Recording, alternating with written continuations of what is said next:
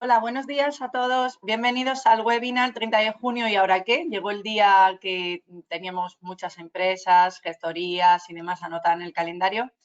Y tenemos aquí a los expertos para responder muchas cuestiones que han surgido tras el Real Decreto 24/2020 aprobado este sábado.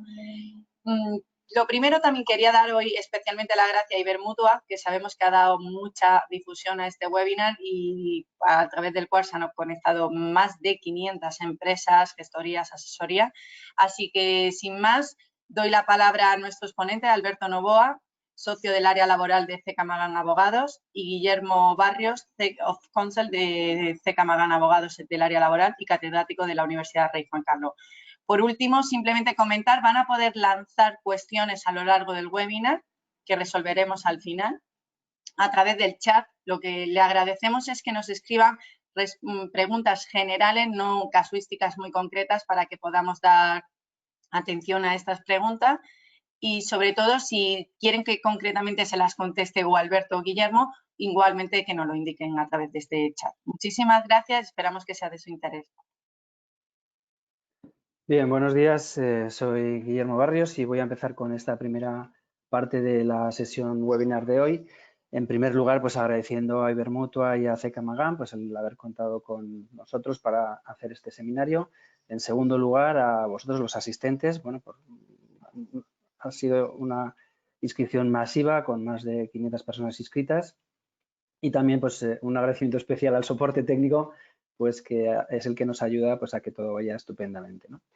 Bueno, dicho esta breve introducción y siempre teniendo en cuenta pues, que en este tipo de sesiones hay que indicar lo más importante siempre al principio, porque luego pues, uno pues, se desconecta, hay mucha información o está pensando solamente en su pregunta concreta, pues quería daros como perfil de entrada dos ideas muy básicas, que son las más importantes a tener en cuenta con la norma que se aprobó, que se publicó en el BOE este sábado, 27 de junio, que son las siguientes. La primera es: nosotros hasta ahora, como indica el título del seminario, estamos pendientes de la fecha del 30 de junio, pues ahora cambiamos el chip y lo que más o menos sabíamos hasta el 30 de junio, ahora lo vamos a trasladar al 30 de septiembre. Las cosas van a seguir más o menos igual, con algunas adaptaciones, con algunas novedades, pero la fecha que yo tenía en mente, 30 de junio, la cambio por el 30 de septiembre.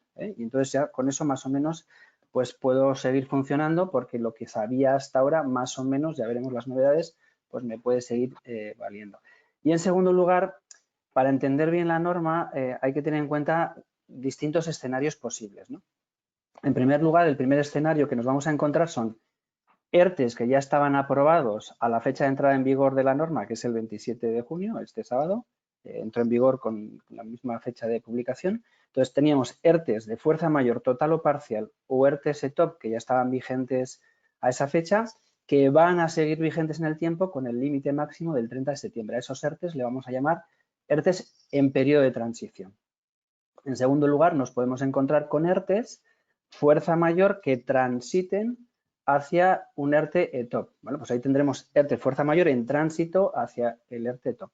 Y en tercer lugar, el tercer escenario que nos podemos encontrar son ERTEs de fuerza mayor que sea necesario reactivar con ocasión pues, de algún rebrote, con ocasión de alguna autoridad gubernativa, pues un aislamiento, por ejemplo, preventivo, o alguna autoridad, alguna decisión sanitaria que haga pues que sea necesario solicitar un nuevo ERTE de fuerza mayor. Entonces eso le vamos a llamar, si queréis, ERTEs rebrote, ¿no? Entonces es muy importante que tengamos ese cambio de chip 30 de junio hacia 30 de septiembre, ¿vale? Más o menos lo mismo, con algunas novedades. Y segundo, ERTEs en transición, fuerza mayor total o parcial o ETOP ya reconocidos, ERTEs fuerza mayor que transitan hacia un ETOP o ERTE rebrote. Y a partir de aquí, pues ya la norma pues lo que hace es, para cada tipo de escenario y hasta esa fecha máxima de 30 de septiembre, pues establecer distintas previsiones. En el webinar de hoy lo que hemos hecho, Alberto y yo, nos hemos repartido las materias en dos bloques muy claramente diferenciados. Yo voy a abordar todo lo relativo a los ERTEs fuerza mayor y Alberto abordará todo lo relativo a los ERTEs ETOP. Eso va a hacer que nos repitamos en alguna cosita. De hecho, las remisiones entre Alberto y yo van a ser continuas, pero sobre todo nos va a permitir tener toda la visión de golpe de los ERTE fuerza mayor y toda la visión de golpe de los ERTEs ETOP. Bueno, pues dicho esta distribución metodológica, vamos a empezar con ERTES fuerza mayor. Y los ERTES fuerza mayor nos vamos a encontrar sobre todo ERTES fuerza mayor total o parcial ya reconocidos antes del 27 de junio o ERTES nuevos fuerza mayor de rebrote, ¿vale? Empezamos con unas consideraciones generales. Respecto de los ERTES fuerza mayor total o parcial que llamamos en transición hasta el 30 de septiembre, porque han sido solicitados, aprobados o reconocidos antes del 27 de junio, pues esos ERTES van a poder mantenerse en el tiempo hasta el 30 de septiembre. Ya va a depender de la decisión de la empresa si esos ERTES se mantienen en el tiempo más o menos meses, más o menos días, afectando o desafectando a más o menos gente. Pero lo que sabíamos hasta el 30 de junio respecto de los ERTES de fuerza mayor total o parcial, lo podemos saber hacia el 30 de septiembre. Y si yo estoy en un ERTE de fuerza mayor total o parcial en los términos del Real Decreto Ley 18/2020, ¿qué es lo que tiene que hacer la empresa? Pues la empresa lo que tiene que hacer es ir desafectando o afectando, porque caben las dos cosas, afectar o desafectar, según concurra cada caso, en la medida necesaria para el desarrollo de la actividad de la empresa. Esta es la clave, es decir, ¿el ERTE fuerza mayor se puede acabar el 30 de julio? Pues se puede acabar el 30 de junio. ¿Tiene que llegar hasta el 30 de septiembre? Pues puede llegar al 30 de septiembre. Y oye, ¿cómo afecta o desafecto? Pues en la medida necesaria para el desarrollo de tu actividad. Según cómo vayamos afectando y desafectando, pues se mantienen las obligaciones empresariales de comunicación. Hay que comunicar a la autoridad laboral. Es muy importante la comunicación a la autoridad laboral, pero solo en el caso de que se renuncie de forma total y expresa al ERTE de fuerza mayor. Hemos tenido con el Real Decreto Ley 18 bastantes dudas al respecto y se nos ha acabado diciendo desde el punto de vista administrativo que yo puedo desafectar a toda la plantilla, ¿vale? Puedo tener a todos los trabajadores en el centro de trabajo pues prestando actividad, pero si no renuncio de forma expresa al ERTE, pues todavía el ERTE está vigente. En cambio, en aquellos supuestos en los que he renunciado de forma total y expresa al ERTE y así se lo he comunicado a la autoridad laboral o se lo he comunicado al SEPE, pues ya no hay excepciones en la cotización a la Seguridad Social. Digamos que el ERTE de fuerza mayor, en el momento que he hecho esa renuncia total, pues ya ha fallecido, ¿no? Luego tenemos las comunicaciones habituales al SEPE, sobre todo si he renunciado o si he modificado el ERTE, pues para que regularice las prestaciones en número de personas afectadas o en porcentajes. Y digamos que esta norma lo que introduce de forma expresa en la norma, pero no es nuevo, son las comunicaciones a la Tesorería General de la Seguridad Social, declaraciones responsables, plantilla afectada en más o menos actividad, renuncia a total o no al ERTE, etc. Bien, lo que sí que es nuevo, os he puesto en la presentación en rojo lo que es nuevo. En la norma respecto de los ERTES, fuerza mayor, tanto total como parcial en transición, ¿vale? No sabemos cuándo terminará, pero pueden seguir transitando hasta el 30 de septiembre. Lo que es nuevo es lo que tenéis ahí en relación a determinadas prohibiciones. No se pueden hacer horas extraordinarias. Esto ya lo sabíamos con los ERTES de reducción de jornada. Estando en reducción de jornada, la norma general de ERTES pues impide la realización de horas extraordinarias, pero bueno, ahora se contempla de forma expresa. No se pueden hacer externalizaciones de la actividad. Fijaros, la norma dice nuevas externalizaciones, es decir, yo no puedo hacer una contrata nueva, por ejemplo, de la misma actividad a la que se dedican mis trabajadores, ¿no? Pero en la exposición de motivos, aunque no en el artículo, dice reanudaciones, o sea que ahí vamos a tener ya un primer conflicto, de decir, oye, yo tengo una contrata, externalizo un servicio, yo lo que quiero es que vuelva a trabajar, ¿vale? La norma en el artículo solo dice nuevas externalizaciones, pero en la exposición de motivos dice incluye también reanudaciones. Nos quedaremos, por lo tanto, con nuevas externalizaciones. Y luego, durante la pervivencia del ERTE, mientras el ERTE está transitando hasta el 30 de septiembre, pues no se pueden hacer nuevas contrataciones directas, contrato yo directamente, o indirectas, por ejemplo, a través de ETT. ¿Excepciones a esta prohibición general? Bueno, pues que se traten de actividades que no pueden hacer mis trabajadores. Las excepciones no están respecto a las horas extraordinarias, sino que las excepciones se establecen respecto a las externalizaciones o a las contrataciones directas o indirectas, sobre todo las indirectas, ¿no? Entonces, si yo, por ejemplo, lo que necesito es un servicio de limpieza y mis trabajadores no están capacitados o entre sus funciones no están las de limpieza, pues esa externalización del servicio de limpieza no estaría prohibido por la norma. Ahora, si yo lo que hago es externalizar la propia actividad, esa sí que estaría prohibida en tanto el ERTE siga vigente, ¿no? Y luego, aunque esto lo va a hablar también Alberto, pero bueno, como está relacionado con fuerza mayor, tenemos ese escenario de tránsito de fuerza mayor, ERTE fuerza mayor, total o parcial, hacia ERTE total. Las reglas son prácticamente las mismas que sabíamos con el Real Decreto Ley 18/2020, pero la novedad es que en estos ERTEs fuerza mayor, total o parcial, que transitamos hacia los ERTEs ETOP, se va a admitir exoneración de cotizaciones en los términos que luego os explicará Alberto. Bien, desempleo. ¿Qué novedades hay en materia de desempleo? Pues en materia de desempleo es lo que os he dicho. Hasta ahora teníamos en mente la fecha de 30 de junio, ¿vale? Y ahora lo que tenemos que hacer es proyectar esa fecha hacia el 30 de septiembre. Bueno, pues entonces la protección especial por desempleo en fuerza mayor en transición, pues se va a mantener hasta el 30 de septiembre. Sobre todo, pues aquellas personas que no tienen el periodo mínimo de cotización o la regla de no consunción de la prestación por desempleo respecto de lo que se percibe durante la situación de ERTE. Y eso es tanto para trabajadores ordinarios como para trabajadores fijos discontinuos o fijos periódicos, solo que en este segundo caso, digamos que la proyección, ya lo sabíamos antes, es hasta el 31 de diciembre. ¿La novedad dónde está? Bueno, pues la novedad está en los ERTEs rebrote. Si yo tengo que solicitar un ERTE fuerza mayor nuevo, porque ha habido una situación de aislamiento, confinamiento, han venido mal dadas, en ese caso esos ERTEs de fuerza mayor van a llevar también la protección especial por desempleo, ¿vale? Entonces, si he renunciado o no tenía un ERTE de fuerza mayor vigente, pues si se da un supuesto de rebrote lo tendré que solicitar en su momento y tendré la protección especial por desempleo. Importante, aunque no lo dice de manera directa, sí que lo dice de manera indirecta la norma. Si yo tengo que solicitar un ERTE fuerza mayor nuevo, a partir ya de mañana mismo, porque hay un rebrote, las reglas de juego ya no van a ser el artículo 22 del Real Decreto Ley 8/2020, sino que me voy a tener que ir a las reglas generales del artículo 47.3. Es decir, voy a tener protección especial, pero la tramitación de los ERTEs fuerza mayor rebrote se van a regir por una normativa general, que es el artículo 47.3 del Estatuto de los Trabajadores. ¿Y cómo va a operar en los supuestos de transición, de ERTE fuerza mayor transición, cómo va a operar la protección por desempleo? Pues ya os he puesto ahí en rojo lo nuevo. Pues no hay que hacer grandes cambios de oficio. El propio Servicio Público de Empleo, si venía reconociendo hasta ahora la prestación por desempleo, pues de oficio la va a seguir reconociendo, ¿no?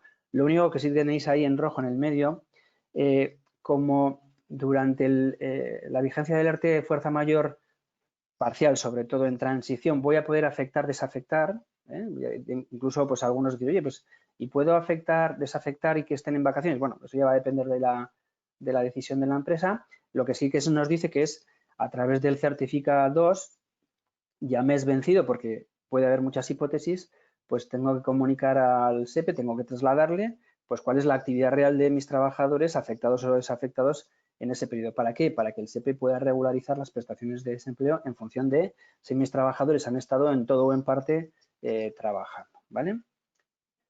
Bien, sobre todo donde hay más novedades importantes es en la exoneración de cuotas.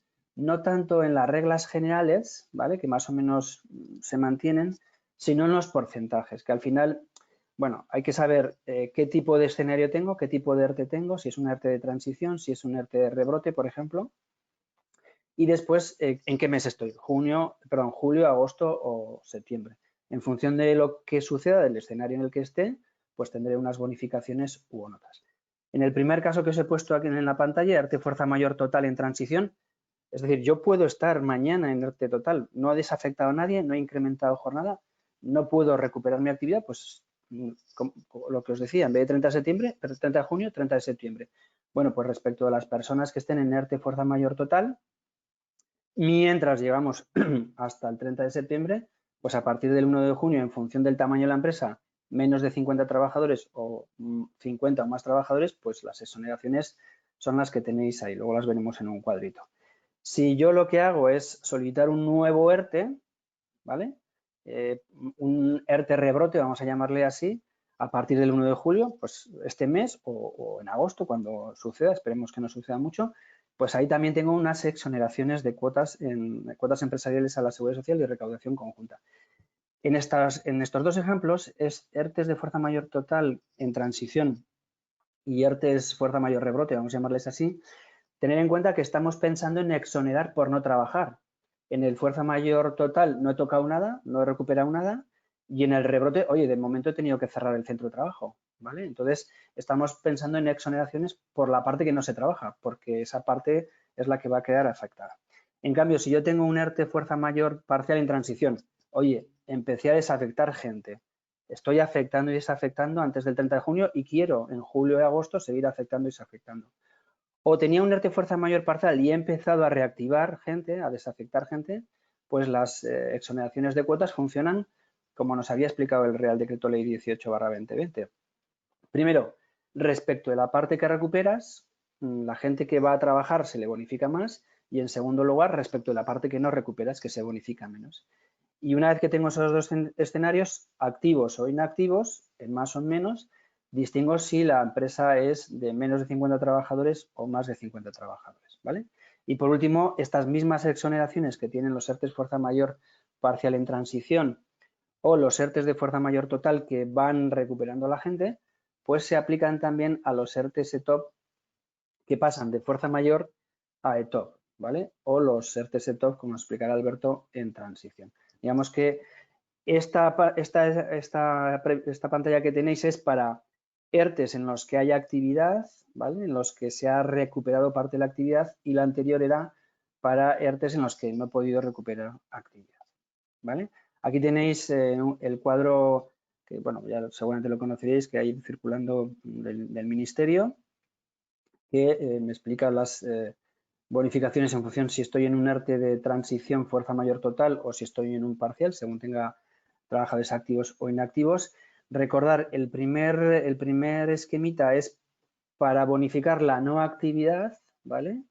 Y las segundas flechas lo que está bonificando es actividad y no actividad, ¿de acuerdo? Por eso los porcentajes son distintos.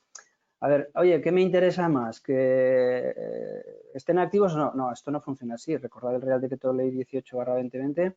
En la medida necesaria para el desarrollo de tu actividad, pues vas afectando o desafectando, ¿vale? Puedes, lo que decíamos, puedes desafectar a todos, ¿vale? Y luego volver a afectar a algunos. Eso ya depende de la medida necesaria para el desarrollo de la actividad de la empresa de que se trate. Bueno, ¿qué reglas tenemos en la exoneración de cuotas? Pues básicamente son las mismas que ya conocíamos. Quizás hay una novedad en materia de declaración responsable. La declaración responsable, la tesorería nos ha venido explicando que una vez que yo he hecho una declaración responsable ya luego no la puedo modificar, ¿vale? Lo que pasa es que como hay tantas hipótesis posibles, que afecte, desafecte, vuelve a afectar, etcétera, la norma dice que se van a hacer declaraciones responsables por código de cuenta cotización y mes de devengo, ¿vale? O sea que es probable, ahora ya nos dirán en breve a través del sistema Noticias Red, cuántas declaraciones responsables tengo que hacer. Hasta el 30 de junio o era fuerza mayor total o era fuerza mayor parcial, ¿vale? Y luego lo que hacía era variaciones de datos, W, I, U, bueno, todas, SR, todas las variables, ¿no? Pero ahora parece ser que se van a hacer declaraciones responsables pues por mes de devengo. Bueno, ya veremos a ver qué nos dice la tesorería. Bueno, importante, efectos de la renuncia total al ERTE. Bueno, esto no estaba previsto antes en la norma, pero ya lo sabíamos que lo teníamos que hacer.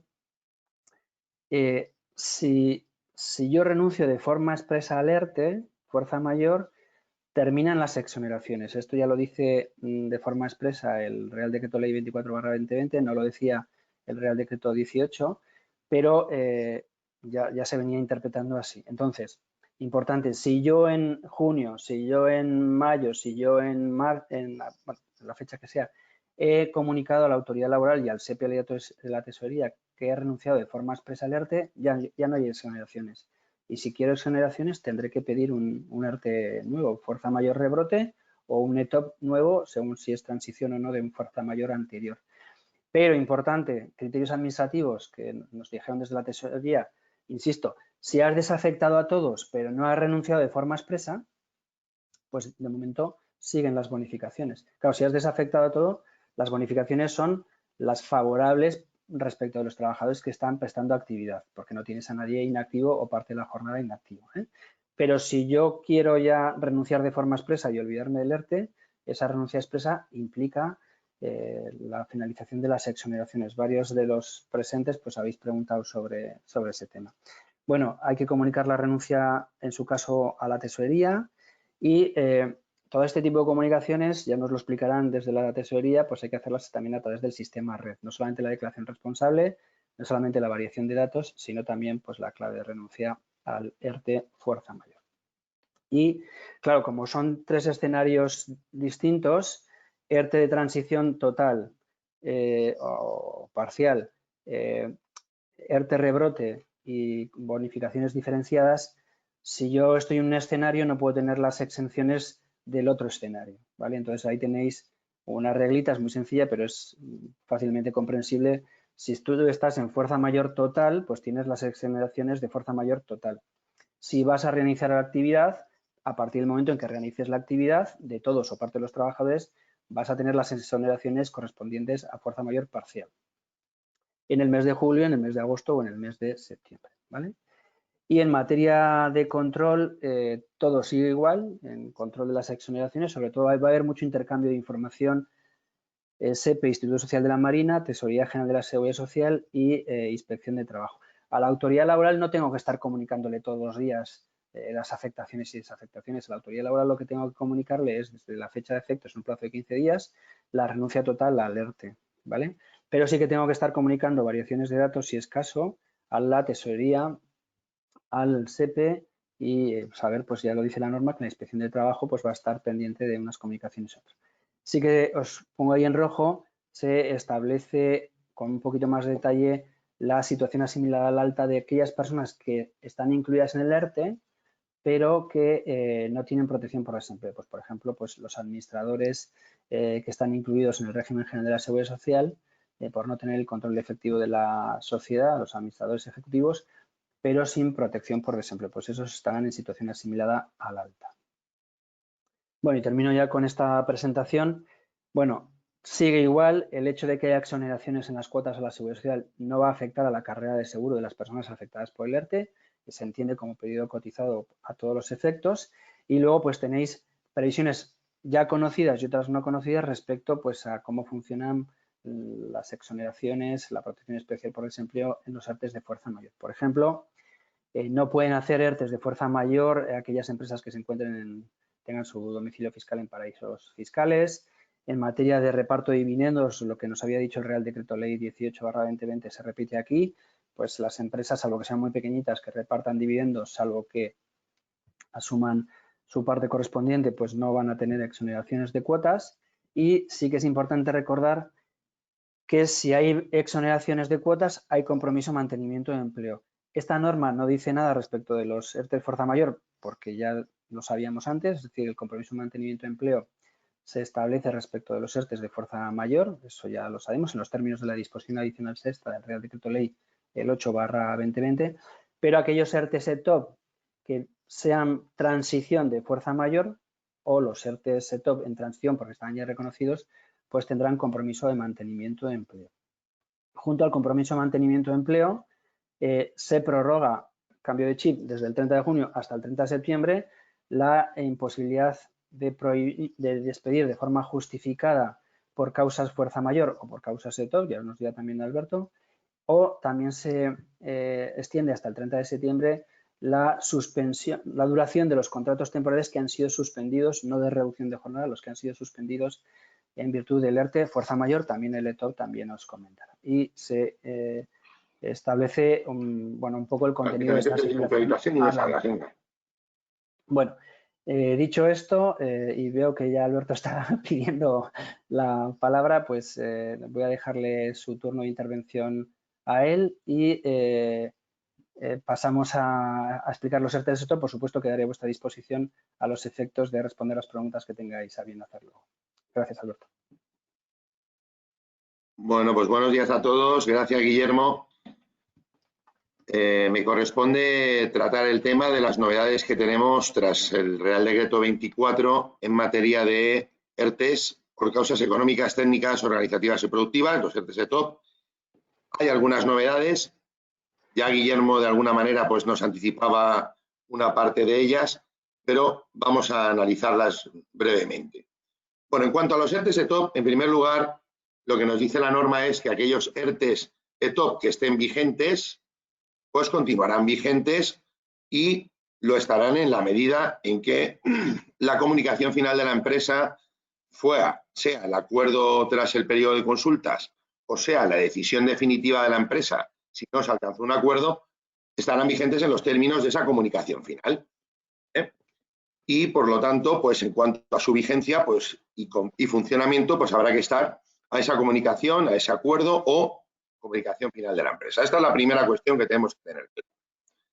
Pero, ¿qué ocurre con los expedientes de regulación de empleo ETOP que comiencen con posterioridad a la vigencia del Real Decreto 24/2020? Bueno, pues en primer lugar hay que saber que hasta el 30 de septiembre de 2020 todas las novedades que en materia de negociación del expediente ETOP se habían publicado y aprobado en el Real Decreto 8/2020 van a seguir vigentes. Es decir, hasta el 30 de septiembre las empresas podrán negociar ERTES ETOP conforme a esas normas especiales que, os recuerdo aquí en la presentación, establecían unos plazos de negociación más reducidos. Recordad que eran 5 días para la composición de la mesa negociadora y 7 días de duración máxima del periodo de consultas, y las especialidades en materia de conformación de la comisión negociadora.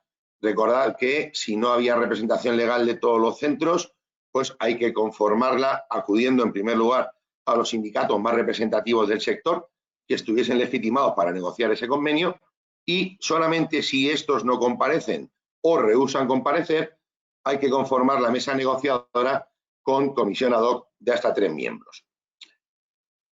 Además, como novedad, que no es novedad, en realidad es continuidad de lo que ya se había regulado antes, se nos permite negociar un ERTE ETOP durante la vigencia de un ERTE de fuerza mayor, buscando precisamente la figura del ERTE ETOP que apuntaba Guillermo de transición, es decir, buscando la transición de la fuerza mayor al ERTE ETOP. Y además, si efectivamente el ERTE ETOP lo negociamos tras la finalización de un ERTE de fuerza mayor, los efectos del ERTE ETOP se retrotraerán a la fecha de finalización del ERTE de fuerza mayor. En materia de exoneraciones tenemos una gran novedad, y es que hasta el momento, durante toda la vigencia del estado de alarma y de la normativa laboral especial en materia de ERTEs, solamente los expedientes de fuerza mayor podían exonerarse cuotas a la seguridad social. Ahora van a poder exonerarse cuotas también los ERTE ETOP, pero no todos los ERTE ETOP. Hay que diferenciar los ERTE ETOP que fueron negociados con anterioridad al Real Decreto 24 y que están vigentes, los ERTES ETOP que se negocian a partir del Real Decreto 24 como continuidad, como transición de un ERTE de fuerza mayor, y los ERTES ETOP que se negocien con motivo del Real Decreto 24, pero que no sean continuidad de un ERTE de fuerza mayor. Estos últimos no podrán exonerarse cuotas, solamente podrán exonerarse cuotas los aprobados y que estén vigentes con anterioridad al Real Decreto y los que supongan una transición de la fuerza mayor.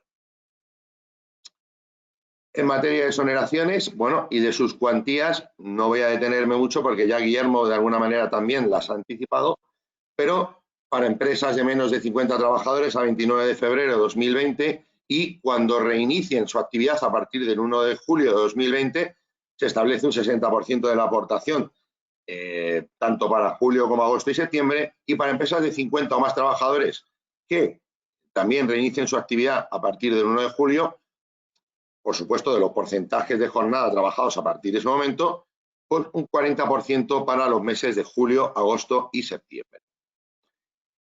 Sin embargo, para las empresas cuya actividad o personas trabajadoras de esas empresas cuya actividad permanezca suspendida a fecha a partir del 1 de julio de 2020, igualmente de los porcentajes y periodos de jornada afectados por la suspensión, las empresas de menos de 50 trabajadores tendrán un 35% de la aportación para julio, agosto y septiembre, mientras que las empresas de 50 o más trabajadores tendrán un 25%. Aquí tenemos un cuadro resumen, que lo voy desplegando rápidamente ¿vale? Y que, bueno, pues contiene exactamente las mismas exoneraciones que os acabo de explicar. Es importante resaltar también los efectos de las exoneraciones para las personas trabajadoras que se establecen en el Real Decreto 24. En concreto, nos dice que las personas trabajadoras no se verán afectadas por estas exoneraciones y se mantendrá, por tanto, la consideración del periodo en que se apliquen como efectivamente cotizado a todos los efectos. Esto es sin que resulte de aplicación lo previsto en el apartado primero del artículo 20 de la Ley General de la Seguridad Social, que os lo dejo ahí apuntado, pero bueno, que como todos sabéis, se refiere a la adquisición, mantenimiento, pérdida y reintegro de los beneficios de cotización. Del mismo modo, también se van a mantener en los ERTE-SETOP respecto de los trabajadores que no tengan derecho a prestación por desempleo y de los que la empresa no está obligada al ingreso de la aportación empresarial, los beneficios que se habían establecido también en la normativa durante el estado de alarma.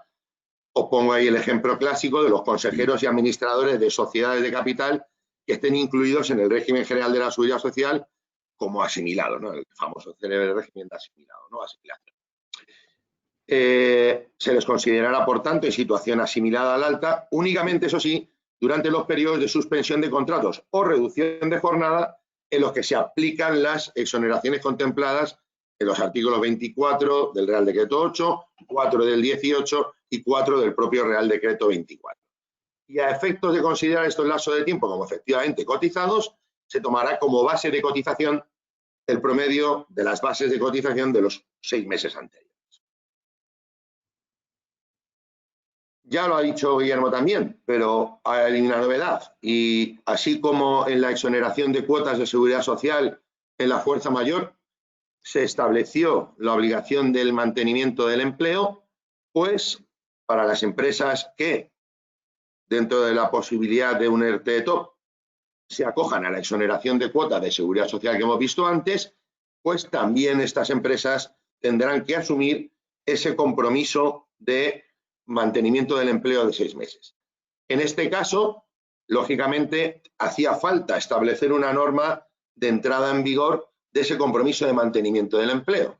Y lo que se dice es que las empresas que por primera vez se apliquen exoneraciones de un ERTE-TOP a partir del 27 de junio tendrán que mantener el empleo durante 6 meses y el dies a quo se empezará a contar desde la entrada en vigor del Real Decreto 24, esto es, a partir del 27 de junio de 2020. Insisto, compromiso de mantenimiento del empleo que en materia de ERTE-SETOP afectará exclusivamente, como ya ocurría con la fuerza mayor, a aquellas que se exoneren de cuotas de seguridad social. Del mismo modo que se aplicaba a la fuerza mayor tras este Real Decreto, durante la aplicación de un ERTE-TOP no se podrá realizar horas extraordinarias, no podrán tampoco establecerse nuevas externalizaciones de actividad ni concertarse nuevas contrataciones, sean directas o indirectas, con la salvedad de la imposibilidad del desarrollo de esas funciones por la propia plantilla, ya sea debido a razones de formación, capacitación u otras objetivas y justificadas. Esta norma expresa, que ahora cobra vida en el Real Decreto 24, debemos recordar que en cierto modo estaba latente, no como norma expresa de aplicación de los ERTE, pero sí como norma de comportamiento de elusión del fraude de las empresas que en general realicen cualquier medida de regulación temporal. Es decir, es una conducta clásicamente, tradicionalmente considerada fraudulenta, el hecho de sustituir a trabajadores que están en suspensión, percibiendo, por tanto, prestaciones públicas por otros trabajadores de nueva contratación o subcontratación. Las consecuencias que podrán tener estas conductas, pues ya lo dice la propia norma, podrán constituir infracciones de la empresa afectada y ello en virtud del expediente que se incoe al efecto, con la Inspección de Trabajo. Aquí os dejo apuntado ahí una duda, la norma no señala la tipicidad concreta dentro del aviso de estas posibles conductas, habrá que estar en esos expedientes a la tipificación que la inspección efectúe. Pero, en principio, la norma no nos dice si estamos ante una infracción grave, muy grave o leve, y tampoco nos señala concretamente ninguno de los preceptos de la Ley de Infracciones y Sanciones del Orden Social a la que podamos acogernos para valorar pues, el importe de la sanción concreta en función del tipo de la norma sancionadora. Lo que sí que parece claro es que, como consecuencia del incumplimiento de cualquiera de estas medidas, pues podrá la entidad gestora reclamarnos la totalidad de las cuotas que nos hayamos exonerado. Esto lo digo por analogía con las normas sancionadoras en materia de mantenimiento del empleo, etc. Igualmente, hasta el 30 de septiembre se mantiene la prohibición de efectuar despidos amparándose estos en las causas de fuerza mayor o ETOP que estén relacionadas con el COVID.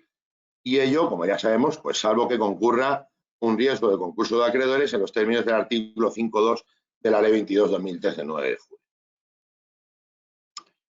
También lo apuntaba Guillermo, hasta el 30 de septiembre se va a mantener esa suspensión de los contratos temporales, incluidos los formativos de relevo e interinidad, sea por ERTE debido a fuerza mayor o a causas ETOP también. Esta suspensión interrumpirá, por tanto, el plazo, el cómputo de su duración y de los periodos de referencia equivalentes al periodo suspendido respecto de las personas trabajadoras afectadas. En materia de desempleo, pues van a seguir manteniéndose también para los trabajadores en ERTE de TOP las medidas extraordinarias que estaban previstas en los apartados 1 a 5 del Real Decreto, del artículo 25 del Real Decreto 8. Os recuerdo, pues básicamente el acceso a las prestaciones de desempleo, aunque no se haya cotizado los periodos necesarios, y la reposición de las prestaciones consumidas durante la regulación, y además hasta el 31 de diciembre, como norma expresa y con este plazo prolongado por la naturaleza propia de este tipo de contratos, para los contratos o trabajadores fijos discontinuos y los trabajadores fijos periódicos que se repiten, por tanto, en fechas ciertas. Es decir, el beneficio del apartado 6 del artículo 25 del Real Decreto 8/2020. En cuanto a la extensión de las prestaciones, pues un poco por recopilar, aunque Guillermo también ha hecho mención a ello, hay que decir que la Seguridad Social hará de oficio por la entidad gestora en aquellos ERTEs de fuerza mayor de TOP que se iniciaran antes del 27 de junio de 2020 esa extensión de las prestaciones, si bien corresponderá a las empresas que renuncien de forma total al ERTE o que desafecten a personas trabajadoras la obligación de comunicar a la entidad gestora la baja de aquellas en la prestación de desempleo, y ello lógicamente con carácter previo a su efectividad. También en esta materia, y simplemente por repasar lo que ya Guillermo ha explicado, la empresa deberá solicitar también con esa solicitud colectiva las prestaciones cuando se genere como consecuencia un ERTE de TOP que se realice de transición, comunicando a la autoridad laboral, que se comunique, por tanto, a la autoridad laboral con posterioridad al 27 de junio de 2020, y además esa solicitud colectiva debe seguir haciéndose en el célebre modelo que el SEPE colgó en su página web en esta materia. En cuanto a las comunicaciones, y nuevamente respecto de aquellos expedientes iniciados antes del 27 de junio y para los comunicados con posterioridad a esa fecha, hay que tener claro que cuando afecte al mes natural el periodo de actividad y de inactividad, y cuando se combinen ambos, deberán hacerse también esas comunicaciones. Del mismo modo, deberá comunicarse a mes vencido a través de certificados la información de los días trabajados en el mes natural anterior. Y esto es muy importante porque quiero aprovechar para recordar que buena parte de las inspecciones que se están haciendo en materia de incumplimiento de comunicaciones se deben a esto, es decir, al incumplimiento del deber de comunicar debidamente y trabajador por trabajador los periodos en días trabajados en el mes natural anterior. Además, la norma nos recuerda que en el caso de los días trabajados en reducción de jornada, las horas deben convertirse en días completos equivalentes de actividad, y para ello tendremos que dividir el número total de horas trabajadas en el mes entre el número de horas que constituyesen la jornada habitual de la persona trabajadora, jornada habitual, lógicamente, con carácter previo a la aplicación de la reducción de jornada. Importante esto porque la inspección está muy pendiente de estas comunicaciones en materia de reducciones de jornada y comunicación, por tanto, de los periodos efectivamente regulados o, visto de otra manera, efectivamente trabajados. Además, la empresa tiene que comunicar a la entidad gestora de la prestación por desempleo y con carácter previo a su efectividad las bajas y variaciones en las medidas de suspensión y reducción, y deben saber que esos datos estarán a disposición de la Inspección de Trabajo y de la Seguridad Social, y que la Inspección de Trabajo y la Seguridad Social, añado yo sobre lo que dice la norma, está requiriendo expresamente a las empresas que aporten los calendarios individualizados de reducción y suspensión de los trabajadores afectados y también las variaciones comunicadas en la prestación o para las prestaciones durante la aplicación de los ERTES, tanto de fuerza mayor como de todo. Bueno, y hasta aquí la exposición. A partir de aquí, la palabra queda en vuestras manos para contestar a esas preguntas o para que contestemos a esas preguntas que nos hayáis efectuado. Carmen, adelante. Pues lo primero, gracias, porque tenemos casi más de 70 preguntas. Ya anticipo, va a ser imposible dar respuesta a todas ellas.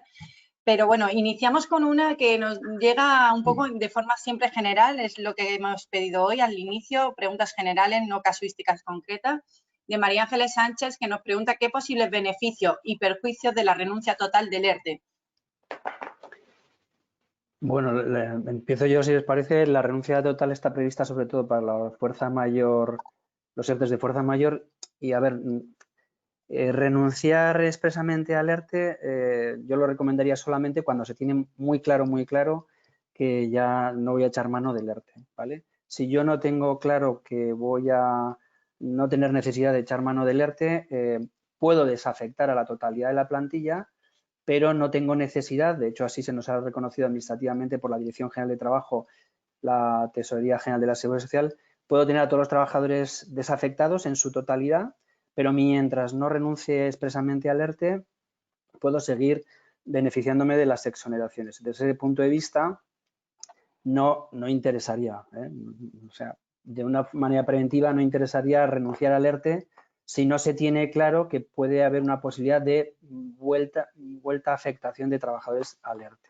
De hecho, hay alguna comunidad autónoma que ha permitido, ha permitido administrativamente renunciar a la renuncia expresa. ¿Por qué? Porque como con la renuncia expresa no hay exoneraciones, personas que tiene a todo el mundo desafectado o que han renunciado están en la misma situación, pero unas tienes bonificaciones y otras no. Entonces, desde ese punto de vista, si se prevé, aunque sea mínimamente, se puede justificar que no va a haber nuevas afectaciones, pues se renuncia. Pero si la cosa no está clara, pues hay que esperar un poco a hacer la renuncia expresa total. Pues seguimos, una pregunta de Pedro Delgado, que nos pregunta cómo y cuándo se comunica el fin y cómo la renuncia a la autoridad laboral. Unimos esta pregunta, si os parece, también con la que nos ha hecho llegar Mónica Benito, que nos pregunta si se puede hacer un escrito anulando lo comunicado. Bueno, como os decía, hay comunidades autónomas que han establecido en la autoridad laboral procedimientos de renuncia a la renuncia expresa al ERTE, ¿no? Pero en cualquier caso, de la misma manera que yo solicité la renuncia, perdón, solicité el pasar a ERTE fuerza mayor, por los mismos medios comunico la renuncia a la autoridad laboral. Recordar que para hacer la comunicación de la renuncia tengo 15 días desde la fecha de efectos de la renuncia. Es decir, que yo igual puedo desafectar a todos, veo un poco cómo vienen las cosas y en ese plazo de 15 días, bueno, pues decido finalmente que con la fecha X, me retrotraigo lo que entienda oportuno, pues ya voy a desafectar totalmente y voy a renunciar totalmente al ERTE. ¿Pero en qué forma se hace? En la misma forma en la que se solicitó el ERTE fuerza mayor. Seguimos con una pregunta de Ot Fernández, que nos pregunta si en un ERTE de fuerza mayor parcial en el que se han recuperado trabajadores durante el mes de junio, si se aplican las bonificaciones hasta septiembre igual que a los que se reincorporen en julio. Es un tema ya de bonificaciones que han llegado muchas preguntas, os seguiré ahora comentando. Bueno, ahí, a ver, hay que cambiar el chip, ¿no? Si teníamos en mente el 30 de junio, borrar hoy, el día de hoy, en vuestro calendario de tener en cuenta, ¿vale? Y poner el 30 de septiembre. Es importante que el ERTE esté vivo hoy, ¿vale? Bueno, vivo hoy no, el sábado, el viernes, antes del 27 de junio, antes de la fecha de entrada en vigor del Real Decreto Ley 24. Si a esa fecha el ERTE ya estaba muerto, ya no se puede hacer nada. Pero los ERTEs que estuviesen vigentes fuerza mayor, tanto total como parcial, pero como os ha dicho Alberto también los ETOP, a esa fecha pueden estar en transición hasta el 30 de septiembre. ¿Y cómo va a estar mi ERTE fuerza mayor parcial en julio? Pues igual como lo tenía en junio. ¿Que he desafectado o afectado a más gente? Pues tengo que hacer las comunicaciones de variaciones de datos tanto al SEPE como a la como a la Tesorería General de la Seguridad Social, ¿vale? Pero si no está el ERTE, si no se ha comunicado la renuncia expresa, pues si el 26 de junio estaba vigente, el día antes de la entrada de la publicación del Real Decreto Ley 24, pues transita en los términos que la empresa entienda oportuno hasta el 30 de septiembre. ¿Tiene que llegar al 30 de septiembre? Pues no tiene que llegar al 30 de septiembre. Igual en agosto decidimos renunciar totalmente al ERTE fuerza mayor o, como nos ha explicado Alberto, pasar de fuerza mayor a un ERTE top. Unido a eso, pues una pregunta muy similar de Esther Díaz, por aclarársela, ¿se puede mantener activo el ERTE por fuerza mayor hasta el 30 de septiembre, aunque tenga a todos los trabajadores reincorporados y aplicarme las exoneraciones, o debo renunciar al ERTE? Vamos a ver, en esto, si vamos a la letra del Real Decreto Ley 18, lo que nos venía a decir es que en el momento en que desafectas a todos, ¿vale? Pues lo suyo sería que renunciaras al ERTE fuerza mayor, ¿vale? Eso pensando en la letra. Pero la Dirección General de Trabajo y la Tesorería General de la Seguridad Social nos ha dicho, oye, el que desafectes a todos no significa que renuncies. ¿Por qué? Porque puede ser que ahora desafectes a todos, pero luego vengan mal dadas una vez que ya tienes constatada la fuerza mayor y necesites volver a afectar, ¿vale? Entonces, puede haber desafectación total de trabajadores en más o menos tiempo sin renuncia expresa al ERTE. Si en el momento en que renuncio expresamente al ERTE, desaparecen las exoneraciones. Pero si yo tengo a todos desafectados, pero no he renunciado de forma expresa y total al ERTE, las bonificaciones se pueden mantener. A ver, si estoy en julio, agosto y septiembre con toda la plantilla totalmente desafectada, pues hay un principio de realidad. Igual me tienes pues que explicar por qué no has renunciado, ¿vale? Pero puede ser que haya una causa, decir, oye, pues mira, yo he abierto el hotel, he abierto el restaurante, joder, y es que la demanda va muy floja, ¿eh? Entonces, desde ese punto de vista, pues no me atrevo a renunciar. Pero hasta tanto no se renuncie, aunque tengas a todos desafectados, no lo dice la norma, pero lo ha dicho la Dirección General de Trabajo y la Tesorería, desafectación total no equivale a renuncia expresa.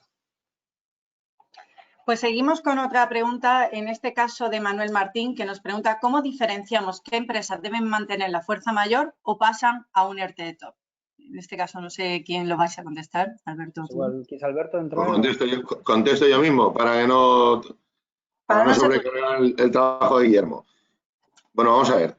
Las empresas que están en situación de fuerza mayor pueden continuar estando en fuerza mayor. Es decir, el tránsito de fuerza mayor al ERTE de top, la única ventaja que tiene es que tú en un ERTE ETOP puedes extender la duración de la medida suspensiva más allá del 30 de septiembre.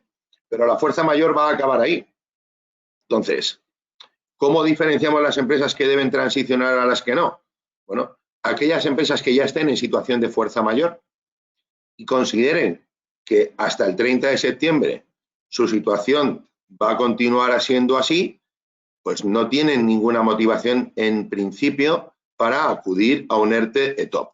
El ERTE ETOP tiene un alcance en principio limitado o bien a lo que la empresa comunicó en su decisión final si no alcanzó un acuerdo y en su defecto pues por el acuerdo que se haya alcanzado en el periodo de consultas.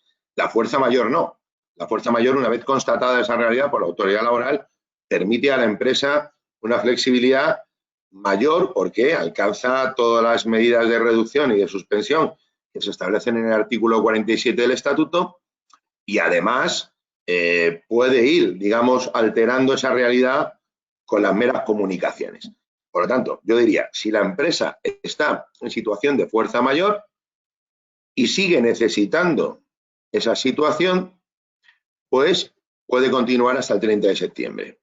Si la empresa prevé que el 30 de septiembre sus problemas no van a estar resueltos y lo que quiere es asegurarse una suspensión más allá del 30 de septiembre, lo que debe hacer es comenzar ya cuanto antes a negociar un expediente ETOP a negociarlo pensando en que tenga efectos como transición de la fuerza mayor cuanto antes o, como muy tarde, pues el 29 de septiembre, ¿no? Para que no venza pues la vigencia de la norma y pueda aprovecharse además, y esto es muy importante creo, de no solamente la retroacción de los efectos del ERTE top a la finalización del ERTE de fuerza mayor, sino sobre todo pues a los plazos más ágiles de negociación que se han establecido en el Real Decreto 8/2020 que siguen vigentes hasta el 30 de septiembre.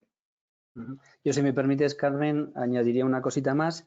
Por supuesto. Y es que si, por ejemplo, quieres hacer algo distinto, o sea, tú has pedido una constatación de fuerza mayor y, como decía Alberto, pues en la memoria has pedido un problema concreto, pero ahora quieres hacer unas combinaciones diferentes, quieres combinar con modificaciones sustanciales, quieres hacer descuelgues o quieres hacer una utilización de distintas medidas de flexibilidad interna, bueno, pues el ERTE top te permite poder negociar pues muchas más cuestiones, ¿no? Si no, lo que haríamos sería trasladar la fecha que tenía en la cabeza. Oye, antes del 15 de junio tengo que empezar a negociar, ¿no? Porque se me acaba el plazo. Pues ahora, antes del 15 de septiembre, si he estirado hasta el 30, hasta septiembre, el ERTE de fuerza mayor, pues entonces habrá que plantearse entonces. Pues al hilo nos hace llegar una pregunta Cristina Fernández de si se termina un ERTE top, ¿se puede solicitar otro si se ve que no ha variado o no se ha producido una mejora y que con qué plazo reducido o con los plazos normales?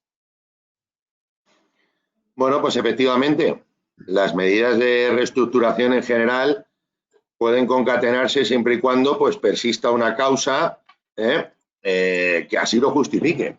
Y en efecto, puede solicitarse tras la finalización de un ERTE top que yo pacté en el mes de abril o en el mes de marzo y que le puse finalización junio o 1 de julio, pues puedo verme en la necesidad de continuar en suspensión. La reforma del año 2012 no dio solución al problema de la negociación de la prórroga de un ERTE, por lo tanto, en principio, formalmente hay que negociar un nuevo expediente, pero es verdad que hasta el 30 de septiembre podemos beneficiarnos de esos plazos reducidos del Real Decreto 8/2020. Y además, bueno, pues ya tendremos la inercia un poco de la negociación, espero que por quien haga la pregunta, exitosa, en cuanto a alcanzar un acuerdo de ese primer ERTE top. Por lo tanto, sí se puede, si la causa permanece y hay que negociar un nuevo expediente. Pues pasamos ahora a una pregunta de María Victoria Zamudio, que nos pregunta si una empresa tiene varios centros de trabajo. Han llegado bastantes cuestiones en este tema de centros de trabajo diferentes de empresa. Si no se puede contratar ninguna persona nueva en ningún centro de trabajo o sí se podría, aunque alguno de ellos estuviera afectado por el tema. Bueno, pues comienzo yo también, si quieres, Guillermo. Vamos a ver. La prohibición de contratación durante la aplicación de los ERTE lo que busca es que no se sustituya el trabajo, que los empleados que están afectados por la medida de regulación, que no se sustituya el trabajo que estos trabajadores pueden hacer por trabajadores de fuera. Es decir, que no se traiga gente que pueda hacer lo que hace mi gente, a la que tengo en suspensión o en reducción de jornada. Ese es el principio básico. En la medida en que ese principio básico no se vulnere, es igual centro de trabajo, es igual unidad productiva autónoma, es igual trabajador itinerante, es igual. O sea, lo que tenemos que tener muy claro es que si nosotros efectuamos contrataciones o subcontrataciones durante la vigencia de uno de nuestros expedientes de regulación temporal de empleo, la inspección lo que va a verificar es si eso que yo he contratado o subcontratado está dentro del marco funcional que podrían desplegar los trabajadores de mi plantilla a los que tengo afectados. Esa es la única norma. Entonces, que nadie se vuelva loco. No es un problema de ubicación ni es un problema de a quién afecte y a quién no. Simplemente, antes de contratar o subcontratar, pregúntate, ¿la función que va a desempeñar el contratado o subcontratado está mi plantilla en suspensión o reducción capacitada, debidamente formada para realizar esa función, para realizar ese desempeño? Si la respuesta es sí, no debes contratar ni subcontratar. Si la respuesta es no, ningún problema. Pues al hilo igualmente al hilo igualmente del tema de centros de trabajo, nos pregunta Esther Díaz si las exoneraciones por un ERTE parcial se siguen aplicando dichas exoneraciones por centro de trabajo o por comunidad autónoma. Bueno, a este respecto, en lo que es las exoneraciones, cuando hay un mismo código de cuenta de cotización y distintos centros de trabajo, en el boletín de sistema, Noticias Sistema Red del número 14 de 2020 se explicó perfectamente los supuestos en los que se debía comunicar a la Tesorería General de la Seguridad Social la fuerza mayor parcial de unos centros, la fuerza mayor parcial de otros centros, etcétera. Es decir, las distintas hipótesis que había cuando el código de cuenta de cotización es el mismo, el problema no se da si el código de cuenta de cotización es diferente o si el ERTE es diferente, ya está resuelto en el boletín Noticias Sistema Red. Entonces, como es una noticia pública, podéis acceder a los boletines y ya os dice, si pasa esto, hay que hacer así, pam, pam, pam. Si pasa esto, hay que hacer así. Previamente se comunica que ERTE está en fuerza mayor parcial y luego hay unas claves específicas que iban a habilitar a partir del 15 de junio para comunicar la situación del resto de centros de trabajo. Nos preguntan ahora, tenemos muchas, ya decimos que no vamos a poder atender hoy todas, aunque como tenéis ahí, lo voy comentando ya, los correos tanto de Guillermo como Alberto, igualmente nuestros abogados están disponibles pues, para atender ya cuestiones de llevar a cabo procedimientos y demás. Pero nos pregunta en este caso Raquel Palomares si una empresa ha desafectado ya a todos los trabajadores, pero por el miedo a los rebrotes han decidido finalmente no abrir, ¿deben presentar renuncia? Si ya los había desafectado, correcto.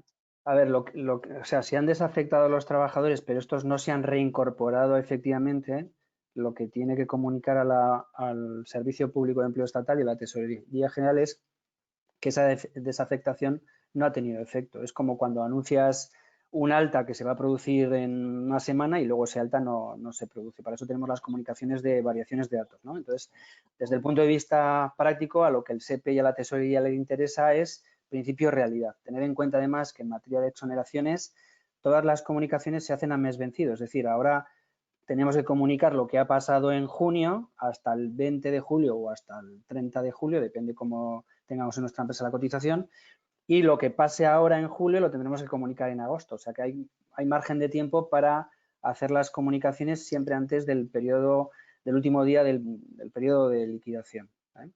Abundando un poco, Carmen, en lo que dice Guillermo y en relación a esta pregunta, fíjate que nos pregunta si, bueno, dice, he desafectado a todos mis trabajadores, pero no he renunciado por miedo a los rebrotes.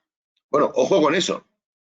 Ojo con eso, es decir, tú puedes desafectar a todos los trabajadores y no renunciar al expediente porque tu situación productiva no es todavía, no justifica que tú no renuncies.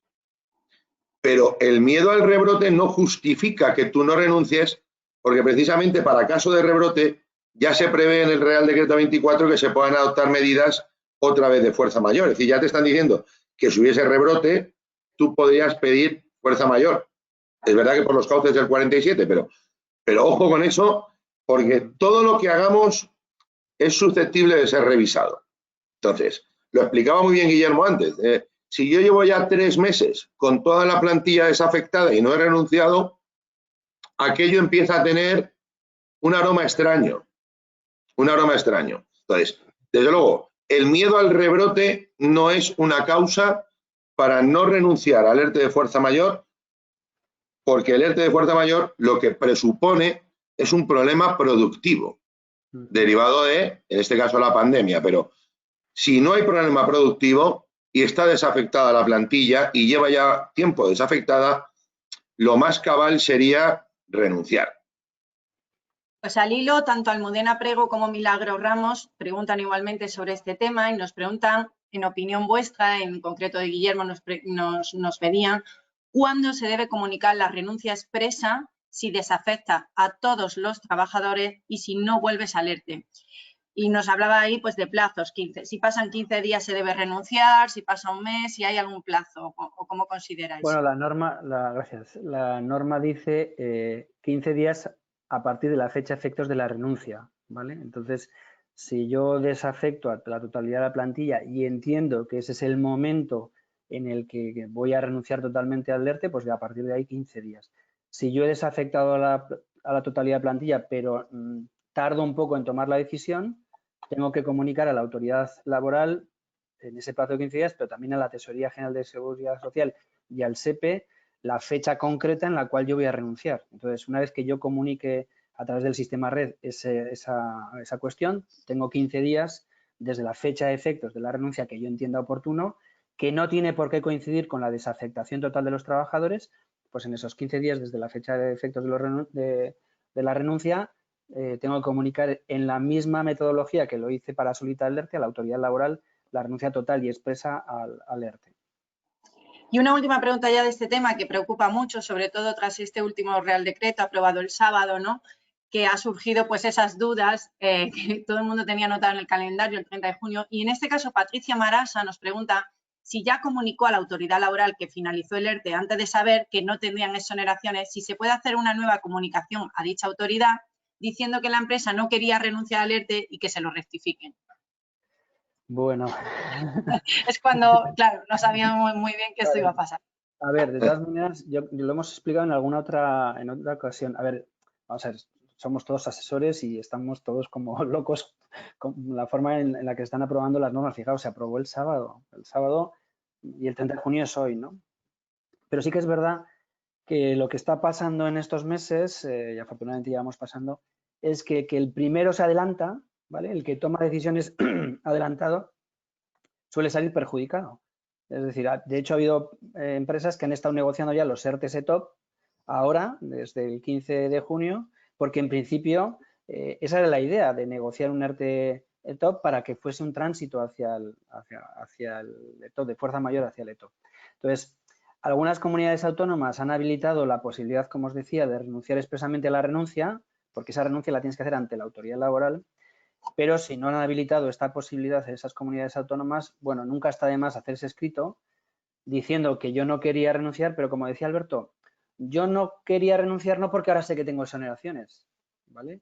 Sino, oye, mira, he abierto el hotel, esto no funciona, no puedo tener a toda la plantilla, he desafectado a todos de golpe porque pensaba que ir a abrir el hotel o el restaurante y se me iba a llenar, pero oye, llevo una semana y esto no funciona, entonces voy a ir desafectando y además puedo jugar, fijaos que hice la norma, primando la reducción de jornada, ¿vale? Entonces, en el peor de los casos, una comunicación a la autoridad laboral diciendo que renuncias a lo que renunciaste en su día, bueno, pues por lo menos se puede intentar, ¿no? Pero en principio, si la comunidad autónoma no lo tiene previsto, pues se puede intentar y no sabemos qué nos va a decir, ¿eh? Pero siempre justificándolo, ¿vale? Seguimos con una pregunta de Rafael Herrera, nos ha hecho llegar varias, nos estará escuchando. Rafael, como hemos comentado ya todas las que en la relativa a temas de desafección de trabajadores, vamos a ir en concreto a la de prohibición de contratar y que en este caso también hay algunas empresas que se ven afectadas. Nos pregunta, ¿esta prohibición se entiende en cualquier caso o solo en el caso de que haya trabajadores que no estén desafectados? Es decir, que podamos contratar si ya se ha desafectado al 100% de la plantilla. En este caso estamos hablando de contratar, la prohibición de contratar. Alberto, no sé si quieres... Entiendo que el supuesto es ERTE de fuerza mayor. El ERTE sigue, no he renunciado, he desafectado toda la plantilla. ¿Puedo subcontratar? Pues la respuesta es no. Es decir, la vigencia del ERTE de fuerza mayor, en tanto que no se renuncia, lo es a todos los efectos. Lo es a todos los efectos. Entonces, tú has desafectado toda tu plantilla, pero no has renunciado al ERTE. Por lo tanto, sigues estando en aplicación de un ERTE de fuerza mayor a los ojos de la autoridad laboral, a los ojos de la entidad gestora del desempleo y, como dirían antiguamente, y a los ojos de Dios.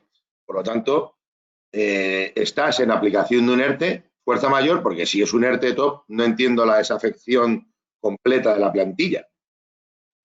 Puede ser que tú tengas en tu ERTE top pactado la posibilidad de desafectar y reafectar en un periodo de tiempo también. Me sirve igual el caso. Me sirve igual el caso. En tanto que el expediente de fuerza mayor no se ha renunciado o el empresario en un ERTE ETOP comunica que la desafectación de la plantilla lo es con carácter definitivo, estás en aplicación de un ERTE y en virtud de lo dispuesto en el Real Decreto 24/2020, no puedes contratar ni subcontratar funciones, tareas, desempeños que puedan ser, por su formación, por su capacitación, desarrollados por tu plantilla. Así de simple. Bueno, y Alberto, perdonad, porque ya, también va al hilo, ¿la prohibición de nuevas contrataciones también incluye a becarios? Es una de las preguntas que nos ha hecho llegar Javier Pulido. Bueno, pues el problema de los becarios es que por lo general no suelen ser becarios. Suelen ser algo más que un amigo que hacía la canción, ¿no? La canción de Rafael decía, algo más que un amigo era yo para ti. Pues eso. El problema de los becarios es que, claro, el becario es un trabajador que va a formarse, es una modalidad de trabajador que va a formarse. Si es un becario de verdad, entiendo que ese becario no tiene un problema funcional de incompatibilidad desde el punto de vista de la prohibición de contratar. Si lo que estamos pensando es en el becario que va a hacer el trabajo de nuestra administrativa que está en el ERTE, pues entonces tenemos un problema. Bueno, yo por añadir, o sea, vamos a ver, estamos transitando hacia el 30 de septiembre, ¿vale? Y entonces nos permiten transitar en unas situaciones más o menos beneficiosas. La gente que tenga afectada con prestaciones públicas de desempleo y la gente que tenga desafectada con bonificaciones en las cuotas empresariales, incluso recaudación conjunta de la Seguridad Social. Entonces, lo que no nos va a gustar, Inspección de Trabajo, Tesorería SEPE, es que digas, oye, que me he enterado que si no renuncio pero desafecto a todos, yo puedo seguir teniendo bonificaciones. Oye, que me he enterado que, bueno, como desafecto a todos pero no renuncio, puedo estar contratando a gente. ¿Me explico un poco la idea? O sea, este tipo de medidas son para ayudar en la transición hacia la normalidad empresarial, la recuperación de la actividad, etcétera. Pero si desde el punto de vista de la asesoría empiezo a jugar, oye, nada, pues este becario, aquel, resulta que ponle, no sé, todo ese tipo de cosas, al final, lo que ha dicho Alberto, se van a fiscalizar sí o sí. Y el problema que tenemos ahora es que la norma, tanto en ERTES Fuerza Mayor como ERTES ETOP, no ha dicho cuál es el alcance concreto de la prohibición de contratación. Puede ser, como ocurre en prestaciones por desempleo, que la sanción sea una sanción administrativa más una afectación individual, fraude individual, o puede ser que sea colectiva, como ocurre en el mantenimiento de empleo con las exoneraciones. Entonces, como no sabemos muy bien cómo va a ser esa fiscalización de la inspección, pues cosas así, oye, pues aprovecho y tal, pues mejor evitar. El principio de realidad, en la medida en lo que necesitéis, pues la norma os ayuda, pero dentro de unos términos razonables. Bueno, seguimos con ya las últimas preguntas. No hemos pasado ya 9 minutos, vamos a regalar 6 para llegar a 45. Y nos preguntan, en este caso, el tema de mantenimiento del empleo. Rosa María Pedros, si en los ERTE de fuerza mayor, ¿desde cuándo empieza a contar esos 6 meses? Una pregunta que nos han preguntado varios oyentes en el tema de mantenimiento. A ver, ahora lo que hay que tener claro es que el compromiso de mantenimiento de empleo está para todas aquellas situaciones, aquellos expedientes de regulación de empleo que tengan exoneraciones, ya sean ERTES de fuerza mayor en transición, ¿vale? O ERTES de fuerza mayor rebrote, por poner un ejemplo, o los ERTES ETOP que ya estén reconocidos o que pasen de fuerza mayor a ETOP. Vale, en los ERTES ETOP la cosa está clara. El día, como ha dicho Alberto, el día SACUO es el 27. Ahí empieza, el 27 de junio, el sábado empieza a contar los 6 meses. En cambio, para computar el inicio en los ERTES fuerza mayor de la cláusula de mantenimiento de empleo, hay que irnos a la disposición adicional sexta, según la redacción dada al mismo por el Real Decreto Ley 18, y dice, en el momento que desafectes a parte de la plantilla, que puede ser toda la plantilla o parte de la plantilla, es decir, en el momento que desafectes a tu primer trabajador, aunque luego lo vuelvas a afectar, a partir de ahí nacerían los 6 meses. Vamos a hacer las 3 últimas preguntas. Ya animamos a los oyentes a no mandarnos más, no vamos a poder dar respuesta a todas ellas. Y en este caso vamos a preguntar una casuística que ha ocurrido de María Ángeles Sánchez, que hay trabajadores que no se han podido incorporar porque se encuentran en el extranjero y no pueden volver a España y se encontraban en esta situación de ERTE. ¿Qué ocurre en estos casos? ¿Qué hacemos con este tipo de trabajadores? Bueno, pues si no pueden incorporarse a la actividad, como la norma dice, afectación o desafectación en la medida necesaria para el desarrollo de la actividad, si no los puedes incorporar, pues seguirías en ERTE fuerza mayor parcial aunque hayas incorporado al resto de trabajadores. Aquellos que no se pueden reincorporar por las razones que sean, en este caso gubernativas, porque es una decisión gubernativa la que impide el traslado de esos trabajadores extranjeros, pues entonces seguiríamos en fuerza mayor parcial con casi toda la plantilla desafectada, y esta gente, hasta que no pueda reiniciar su actividad, pues seguirá inactivo. Entonces, para esta gente las exoneraciones de cuotas son menores que para el resto de trabajadores que están en activo. Cuestión distinta es que estando en el extranjero pueda teletrabajar o pueda prestar sus actividades profesionales en el extranjero, y entonces sí que la podrías desafectar. Igualmente nos llega una pregunta de Patricia Marasa sobre la prohibición de horas extras, si son solo para trabajadores incluidos en el ERTE o para todos los trabajadores de la plantilla.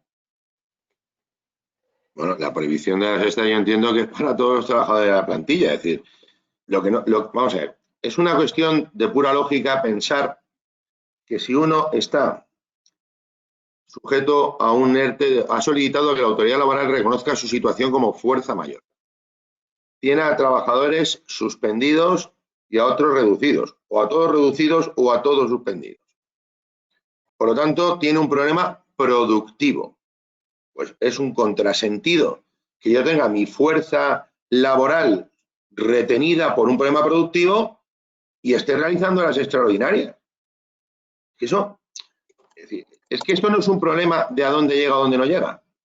La norma lo que busca es que nadie esté en una situación en la que se está beneficiando de cuotas de seguridad social, en la que está tirando de prestaciones de seguridad social, en la que está, por qué no decirlo, causando en cierto modo un perjuicio al trabajador, que en lugar de percibir su salario está percibiendo unas prestaciones de desempleo que además, recuerdo al pueblo, que van descendiendo con el tiempo. Es decir, no son prestaciones que crecen, decrecen, con lo cual lo que se busca es que esa situación no se produzca al tiempo que se genera un contrasentido, y es que o bien me dedico a contratar a otros trabajadores para hacer lo que hacían estos, o bien estoy realizando las extraordinarias. Es decir, hay una absoluta contradicción con decir yo tengo un problema productivo y tener que producir por encima de mi jornada ordinaria.